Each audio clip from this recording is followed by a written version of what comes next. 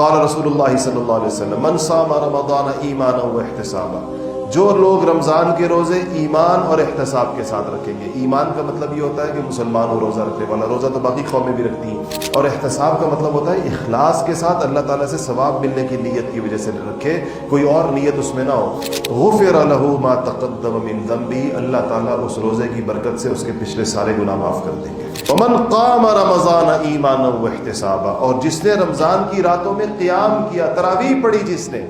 ایمانا واحتسابا، ایمان بھی ہو اور ثواب کی نیت بھی ہو، غفر له ما تقدم من ذنبه، اللہ تعالیٰ اس کے پچھلے سارے گناہ معاف کر دیں گے. ومن قام لیلۃ القدر ایمانا واحتسابا، اور جس نے قیام کیا لیلۃ القدر کے اندر ایمان کی حالت میں ثواب کی نیت سے، غفر له ما تقدم من ذنبه، اس کے بھی اللہ جل شانہ پچھلے سارے گناہ معاف کر دیں گے. اس کا مطلب یہ ہوا کہ رمضان انسان کے پچھلے تمام گناہوں کو